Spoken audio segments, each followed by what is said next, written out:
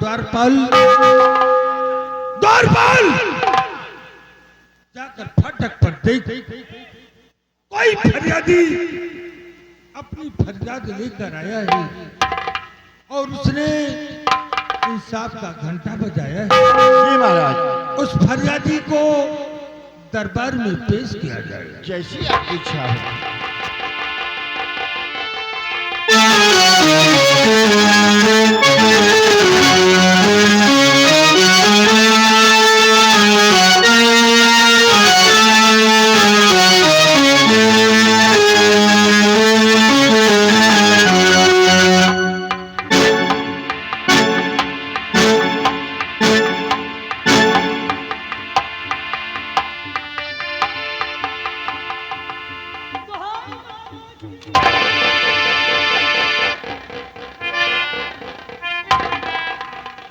बूढ़ी माँ, आखिर क्या बात है माँ?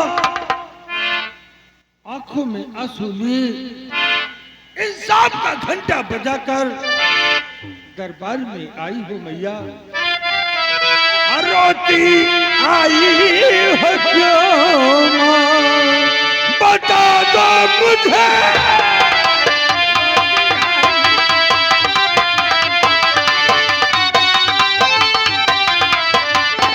रोती आई हो क्या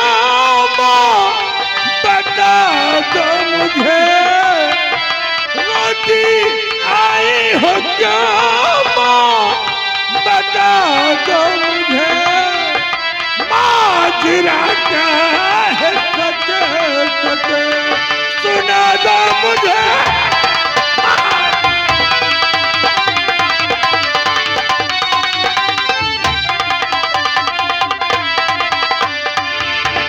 इंसाफ का घंटा बजाकर आ गई दरबार हो।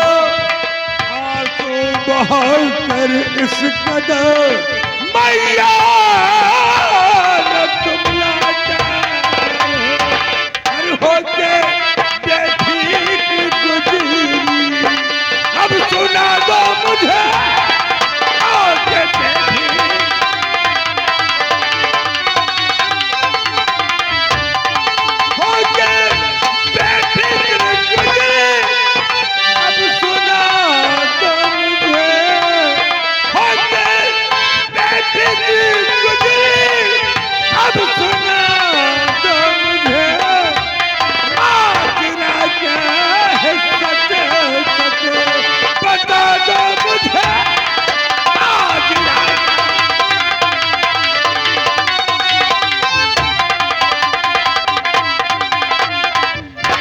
क्या बात है माँ?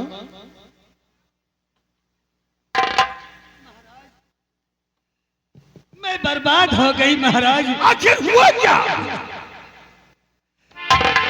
बताती हूँ महाराज। और लिखा मेरी किस्मत में है गम उठा।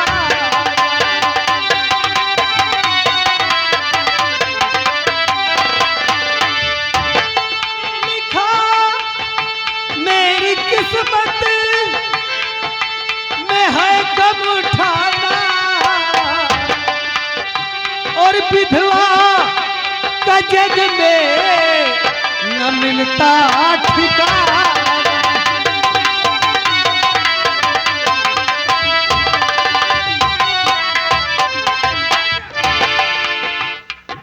घर में मेरे चोरी हुई।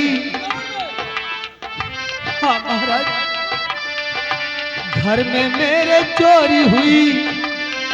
कल भूप आधी रात को मैं कहीं की ना रही। कैसे मेरी गुजरान हो। और अब तो लिखा सिर्फ आंसू बहा। बिजनौर में चोरी, वो कौन सा कमीना है जिसको हमारे इंसाफ का भय नहीं है? अरे भैया, वो कौन ऐसा कमीना है जैसे आपके इंसाफ को ललकारा है? अरे बूढ़ी माँ, बोल कौन कामिना है जैसे अपनी माल तक खा। अरे बूढ़ी माँ, मुझ पर दया करो मैया, और ये बताओ कि जिस नालायक ने तुम्हारे घर में चोरी किया है, क्या उस कमीने को पहचानती हो? अगर पहचानती हो तो मुझे उसका नाम बताओ। अगर मैंने उसके दोनों हाथों को ना कटवा दिया तो मेरा नाम उदय सिंह। बोलो माँ, घबराओ नहीं, ये उदय सिंह का दरबार है। हमेशा न्याय होता है और आज भी न्याय होगा। महाराज, यही सोच कर आई हूं कि इंसाफ होगा, महाराज इंसाफ करेंगे। लेकिन महाराज, मेरी हिम्मत नहीं पड़ती। बूढ़ी माँ, ये उदय सिंह का दरबार है मैया, घबराओ नहीं। बताओ कि उस चोर का नाम क्या है? तो साहब कहने की हिम्मत नहीं पड़ रही, चोरी किसने किया वो है कैसा बसर, आप ही का मुलाजिम कोई खास है, इसी दरबार में करता अपनी गुजर। भैया और महामंत्री कांता सिंह, ये बता, ये सुनने के पहले मेरे कान फट क्यों नहीं गए? बड़े भैया मार के दरबारी चोरी करेंगे? बड़े भैया, वो कौन ऐसा कमीना है जैसे अपनी माल तक खा रही है? राम दादा,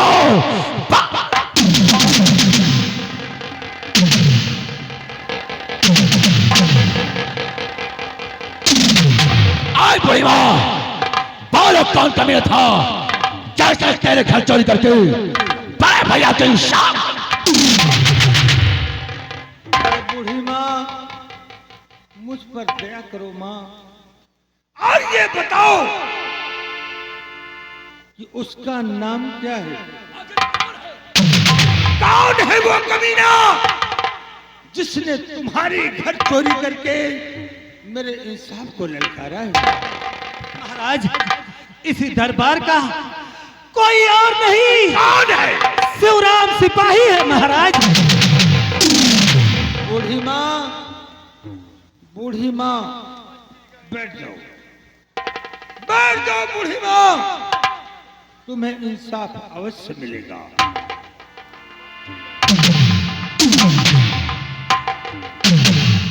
महामंत्री कांता सिंह, राजन, ये बता कि शिवराम सिपाही कब से ड्यूटी पर नहीं आता?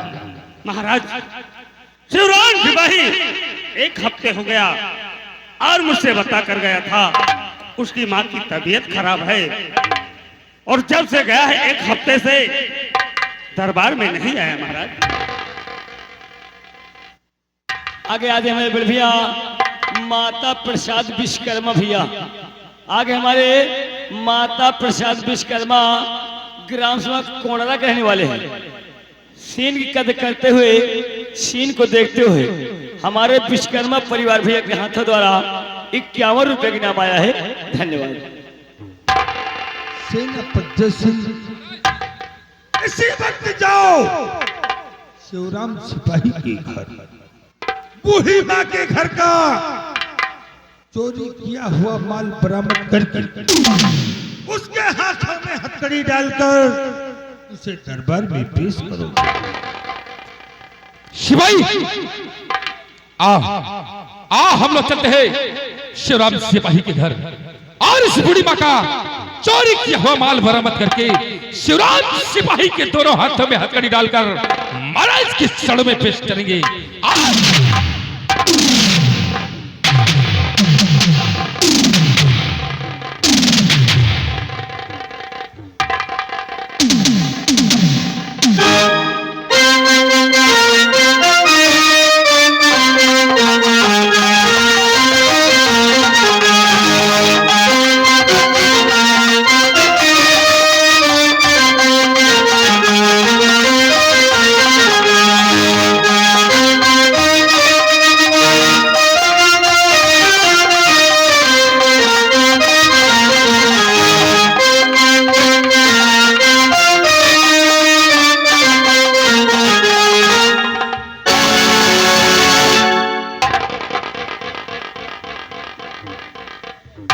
रे शिवराम, बूढ़ी माँ यही है?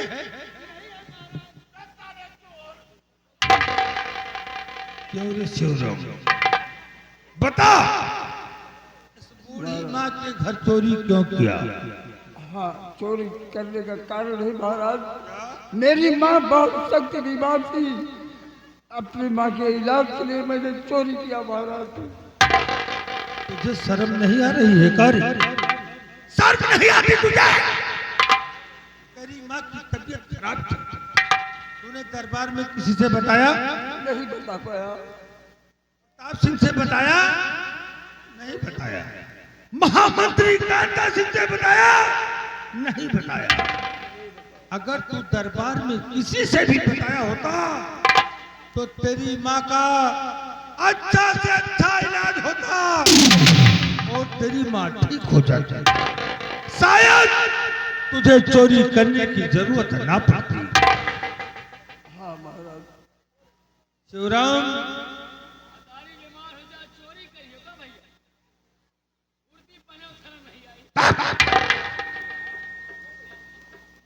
शिवराम, तूने बूढ़ी माँ के घर चोरी करके कानून को अपने हाथ में ले लिया।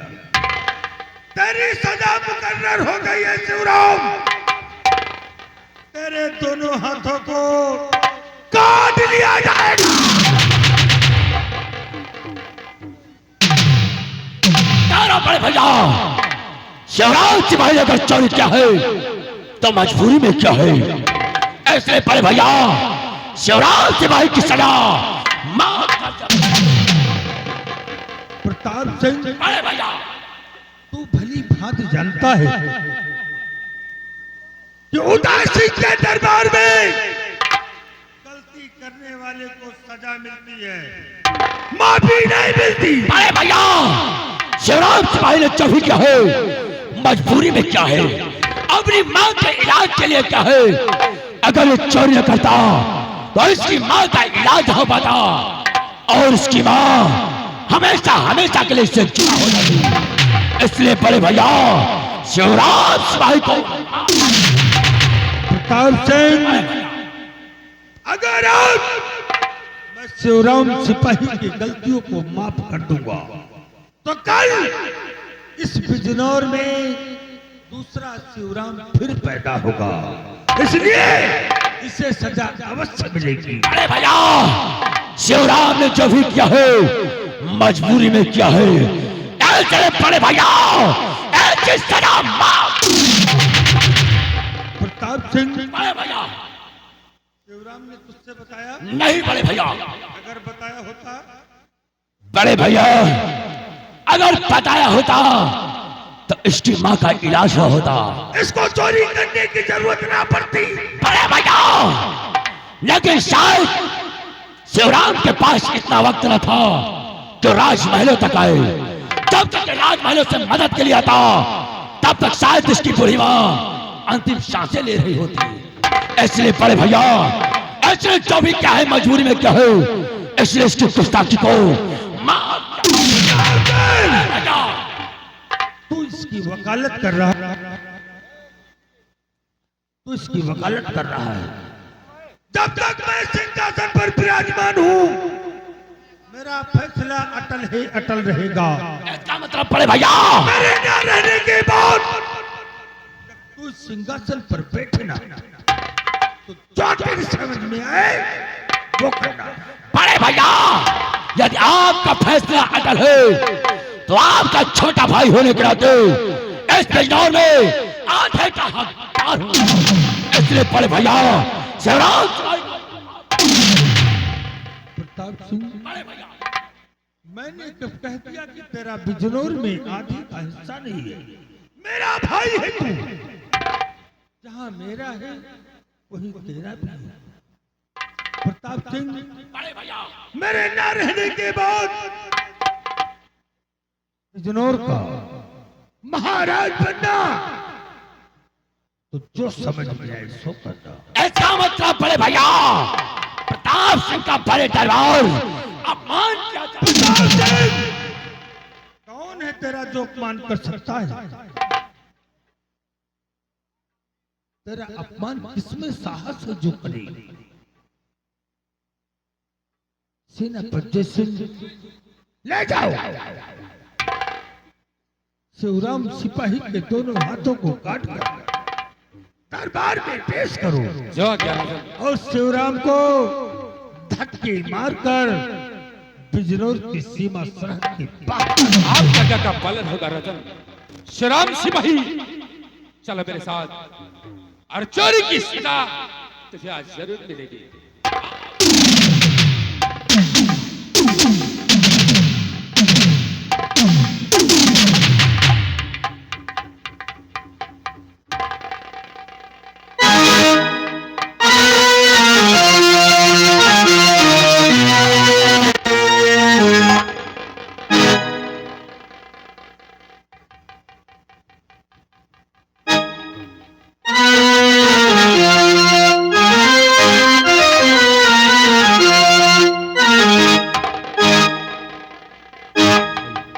शिवराम सिपाही अपने दोनों हाथ को आगे बढ़ाओ, और अपने दोनों हाथ मुझे दे दो शिवराम सिपाही।